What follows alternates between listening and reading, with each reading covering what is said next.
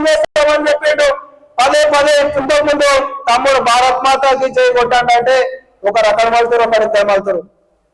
భారత్ మాతాకి జై ఎందుకు కొట్టాలంటే 9 నెలలు మనం నమ్మకం వస్తే 9 నెలల తర్వాత మనం యొక్క భూమి మీదకి వస్తే యొక్క భూమి మీద 9 నెలల నుంచి మనం చనిపోయేంత వరకు, చనిపోయిన తర్వాత కూడా ఏ తప్పు చేసినా ఏ ఒప్పు చేసినా ఒక భరతమాత మనం మోస్తుంది.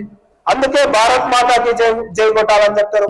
అలాగే స్త్రీ గురించి చెప్పుకుంటా పోతే భారతదేశంలో ఒక స్త్రీని గోమాత, భూమాత, కాళీమాత, లక్ష్మీమాత, డబ్బులని లక్ష్మీమాత, ఇలా మనం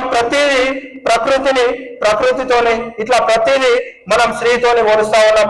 కానీ ఈ యొక్క దేశంలో కావచ్చు, రాష్ట్రంలో కావచ్చు, ఎక్కడికక్కడ భద్రతను ఏర్పాటు చేసినప్పటికీ మానవ మృగాల అమ్మాయిల పైన అత్యాచారాలు, అఘాయిత్యాలు జరుగుతూ ఉన్నాయి. దీనికి అఖిల భారతీయ విద్యార్థి పరిషత్ ఏదైతే ఉందో అవేర్నెస్ కార్యక్రమాలతో పాటు సెల్ఫ్ డిఫెన్స్ ఇస్తా ఉంటాయి కొన్ని సెంటర్లలో.